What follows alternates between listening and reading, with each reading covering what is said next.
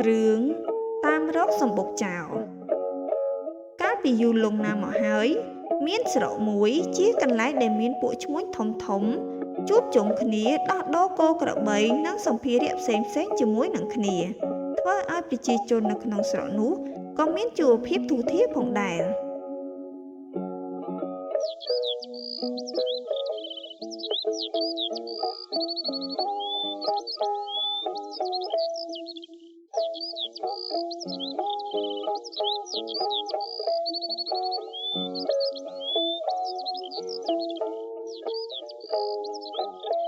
កូនផាន់អើយកូនផាន់បាទទូកមើលកូនឯងរៀបចំរបរដែលត្រូវយកទៅលក់នឹងដាក់លើរទេះសេឲ្យរួចរាល់ទៅកូនស្អែកព្រឹកយើងយកទៅលក់នៅឯផ្សារណាកូនបាទទូកពេលនោះនិផាន់ក៏ចាប់ផ្ដើមរៀបចំសម្ភារៈដែលត្រូវយកទៅដាក់លក់លើរទេះសេះរួចស្រេចបាច់អស់ហើយគេក៏ចូលទៅសម្រាកទៅ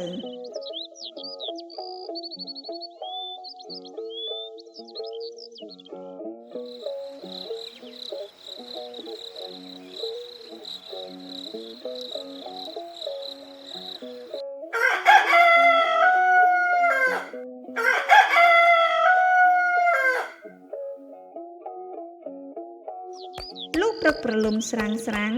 តាប៊ុននិងនិផាន់ក៏ចាប់ទឹមរទេះសេះរួចក៏ចេញពីផ្ទះទៅមិនយូរប៉ុន្មានក៏ទៅដល់ផ្ទះតាសុកដែលជាដង្ខៅគោក្របីផងដែរ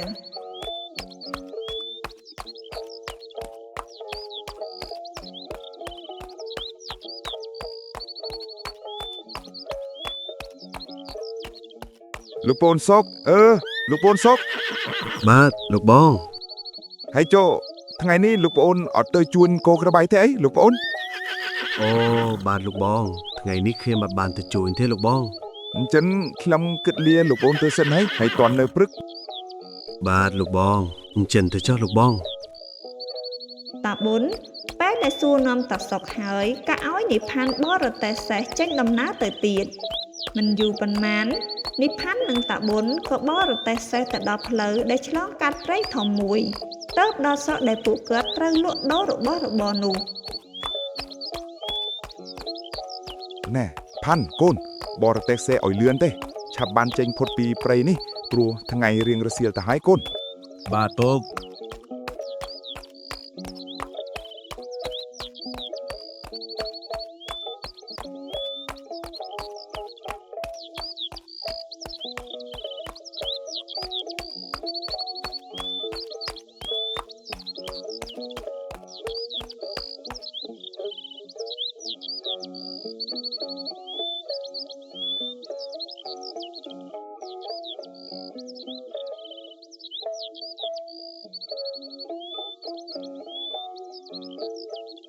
លោកបងប៊ុនថ្ងៃនេះបានរបស់របរអីដែរយកមកលោកបង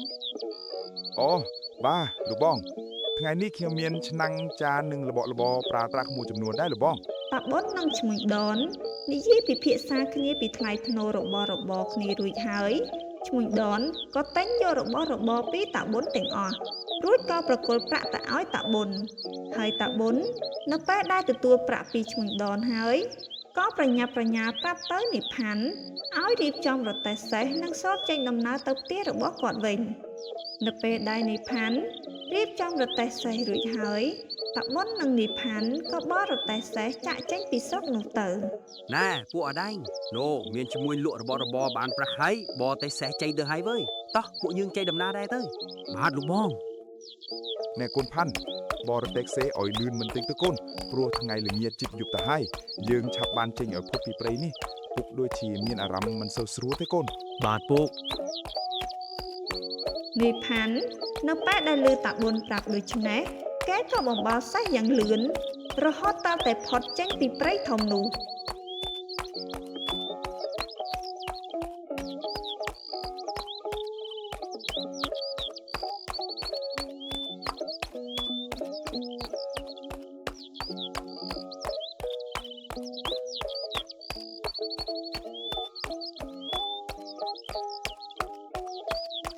លោកបងពួកយើងតាមមិនទាន់រទេះសេះជាមួយនោះទេលោកបង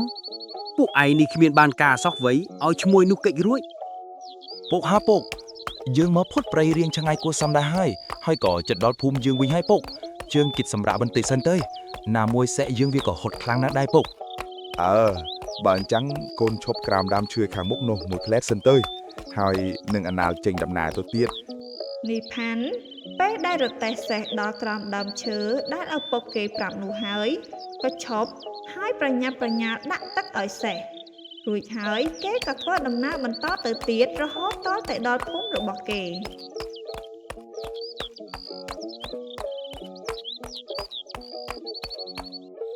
ណែកូនផាន់មើលរៀបចំទុកដាក់រទេះឲ្យបានស្រួលបួលផងហើយកុំភ្លេចដាក់ទឹកនិងស្មៅសេះផងណាហើយក៏ឆាប់ចូលដីទេណាកូនបាទពុក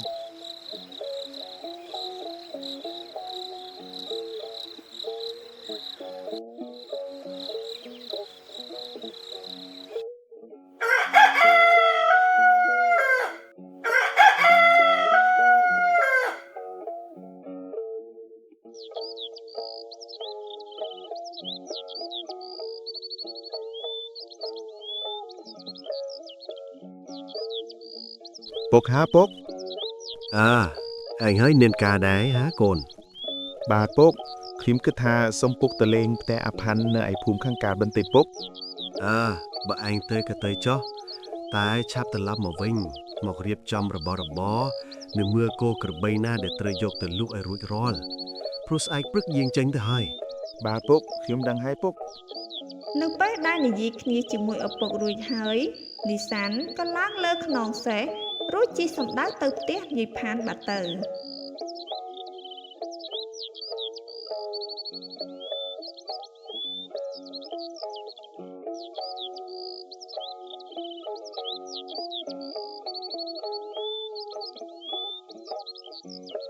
អាផាន់អើយអាផាន់នៅផ្ទះទេវីហើយអ្នកណាគេវីអូអាសម្លាញ់សាន់ទេហើយខ្យល់កត្រាក់អីបានជាបកឯងមកដល់ផ្ទះគ្នាវីគ្មានខ្យល់ក្រៅពីខ្យល់ផោមចេញពីគួតឪគ្នាទេវីបានបកផាត់គ្នាមកដល់ផ្ទះឯងហ្នឹងបើអញ្ចឹងឯងអង្គុយលេងសិនទៅចាំគ្នាទៅដងទឹកឲ្យផឹក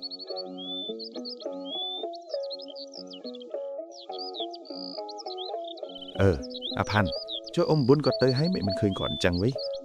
អូពុកគាត់សម្រាកលើក្រែក្រោយផ្ទះឯណោះអាផាន់ហើយចុះស្អែកព្រឹកឯងហើយនឹងអ៊ំប៊ុនទៅលក់របស់របរទៀតអត់វីអូ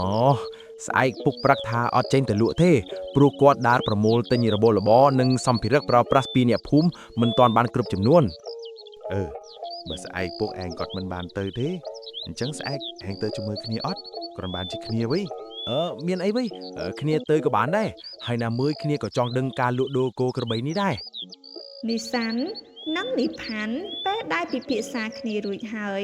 នីសាន់ក៏លានីផាន់ត្រឡប់ទៅផ្ទះរបស់គេវិញ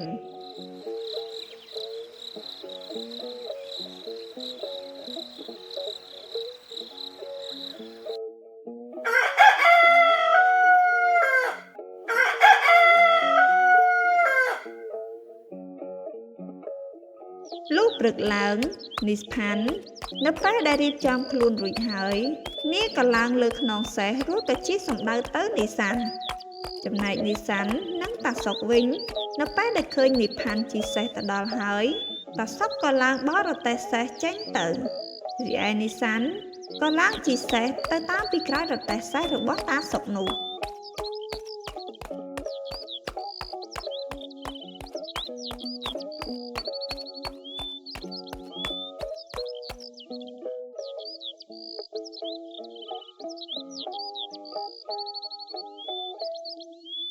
លោកបងដនអើយលោកបងដនបាទលោកបង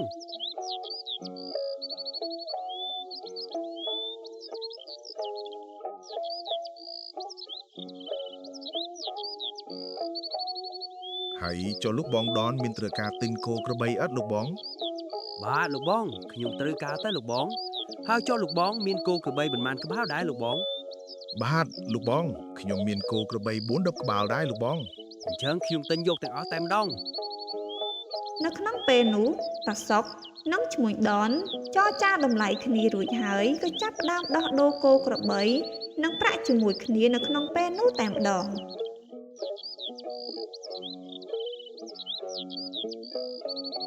ណែពួកយឿនមើលនោះមានពួកឈ្មួញដោះដូរគោក្របីរួចហើយមើលពួកឯងពី3ញាក់នាំទៅចាំស្ទះនៅកណ្ដាលព្រៃនោះមុនទៅហើយគ្នាយើងពី3ញាក់ទៀតចាំទៅតាមក្រោយរទេះពួកឈ្មួញនោះបាទលោកបង ណែអាសាន់ឯងមើលអាពី3នាក់នោះវាចេះតែដើរតាមយើងរហូតវិញគ្នាគិតថាដូចជាមិនសូវស្រួលយ៉ាងម៉េចមិនដឹងទេវិញ បើអញ្ចឹងតោះពួកយើងគិតទៅរកពុកគ្នាវិញទៅហើយយើងចេញដំណើរទៅផ្ទះតែម្ដង នៅពេលដែលនិយាយគ្នារួចហើយនីសាននិងនីផាន់ក៏ដើរត្រឡប់ទៅរកតាសុកវិញហើយប្រាប់រឿងរ៉ាវទាំងអស់នោះទៅដល់តាសុកឲ្យបានដឹងតាសុកស្ដាប់នីផាន់និងនីសានហើយកាត់ក៏ប្រញាប់ប្រញាល់បរទេះសេះចាក់ចេញទៅយ៉ាងលឿនចំណែកពួកក្រុមចោរនោះវិញនៅពេលដែលឃើញតាសុកនិងនីសាននិងនីផាន់បរទេះសេះចេញទៅហើយពួកគេក៏នាំគ្នាឡើងជិះសេះទៅតាមក្រោយដែរ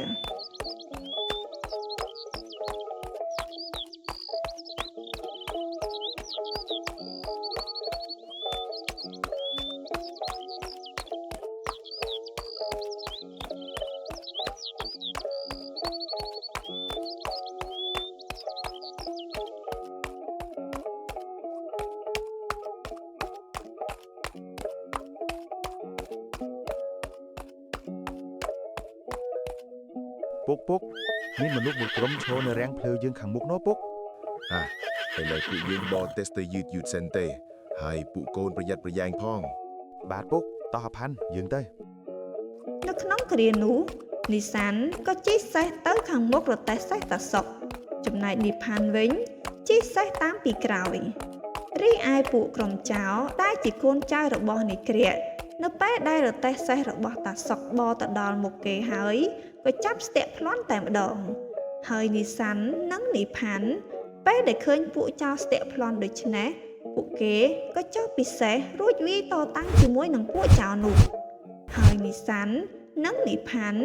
វាយពួកចៅនោះស្ទើរតែចិត្តរត់ទៅហើយស្រាប់តែពួកចៅដែលតាមពីក្រោយនោះក៏មកដល់ហើយជួយបាក់ពួករបស់គ្នាវាធ្វើឲ្យនីសាននិងនីផាន់ត្រូវរបួសជាច្រើនកន្លែងចំណែកតាសុកក៏ត្រូវរបួសធ្ងន់ដែរតែតាសុកនៅពេលដែលដឹងថាគាត់មិនអាចរត់ទៅវិញបានគាត់ក៏ប្រាប់នីសាននិងនីផាន់ឲ្យឆាប់រត់ចាក់ចេញដើម្បីទៅហៅអ្នកស្រុកឲ្យមកជួយពួកគាត់វិញនីសាននិងនីផាន់នៅពេលដែលពួកគេរត់មកដល់ភូមិវិញហើយនីផាន់ក៏ប្រាប់តាប៊ុននៅរឿងដែលពួកគេត្រូវចោលស្ទាក់ប្លន់នៅកណ្ដាលព្រៃនោះនៅពេលដែលប្រាប់រឿងរ៉ាវទាំងអស់រួចហើយនីសានក៏សុំឲ្យតាប៊ុននិងអ្នកភូមិផ្សេងទៀតទៅជួយឪពុករបស់គេពេលដែលចៅនោះចាប់យកទៅផងតាប៊ុននិងអ្នកភូមិក៏សោះស្រួលគ្នាសម្រាប់ចិត្តទៅជួយហើយមានអ្នកខ្លះកាន់ដំបងអ្នកខ្លះកាន់ដាវអ្នកខ្លះកាន់កាំបិតរួចដើរចេញពីភូមិដើម្បីទៅជួយឪពុកនីសាននាពេលនោះទៅ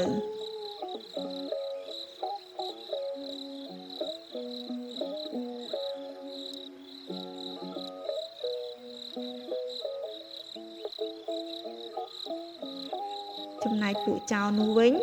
នៅពេលដែលប្លន់បានប្រាក់មួយចំនួនហើយគេក៏នាំបាក់ពួកគេចាប់យកតាសុកទៅកន្លែងពួកគេនៅក្នុងព្រៃនោះទៅរីឯនីសាននិងនីផានវិញក៏បាននាំតាប៊ុននិងអ្នកភូមិផ្សេងទៀតមកដល់កន្លែងដែលពួកចៅនោះប្លន់ពួកគេតែពួកគេមិនបានឃើញតាសុកនៅកន្លែងនោះឡើយតាប៊ុននីសាននីផាននិងអ្នកភូមិផ្សេងទៀតគិតគ្នាហើយក៏សម្រេចចិត្តដើររកតាសុកនៅក្នុងព្រៃនោះតែម្ដងមិនយូរប៉ុន្មានពួកគាត់ក៏ដើរទៅដល់កន្លែងមួយដែលមានព្រៃក្រាស់ៗនិងដើមឈើធំៗហើយក៏ជាកន្លែងដែលតែងតែមានពួកចោរប្លន់គោក្របីអ្នកស្រុកមកលាក់បំពួននៅទីនេះដែរហើយនីសានក៏សម្រេចចិត្តសុំតាប៊ុនចូលទៅស៊ើបក្រែងបានឃើញឪពុករបស់គេហើយនៅពេលដែលនីសានចូលទៅដល់កន្លែងនោះហើយគេក៏ឃើញមានពួកចៅមួយក្រុមនោះមែនហើយក៏ខំរកមើលទៀតស្រាប់តែឃើញឪពុករបស់គេត្រូវពួកចៅនោះចងនឹងឈើឆ្កាងនៅក្បែរនោះពេលឃើញដូច្នេះហើយនីសានក៏ត្រឡប់មកប្រាប់តាប៊ុននិងអ្នកភូមិវិញតាប៊ុននិងអ្នកភូមិពេលដែលដឹងថាពួកចៅចាប់តាសុកមកទីនេះហើយពួកគេក៏សម្រេចចិត្តចូលទៅរំដោះតាសុកនៅពេលនោះតែម្ដងចំណែកពួកចៅនោះវិញព តែដែលឃើញអ្នកភូមិចូលទៅដូច្នេះអ្នកខ្លះក៏ភ័យស្លន់ស្លោរត់គេចខ្លួនហើយអ្នកខ្លះទៀតក៏នៅតតាំងវាប្រយុទ្ធជាមួយនឹងនិសាននិងអ្នកភូមិផ្សេងទៀតហើយក្រោយមកតែចៅនឹងបពពួកផ្សេងទៀតត្រូវបាននិសាននិផានសម្លាប់ចោលនៅនឹងកន្លែងតែម្ដង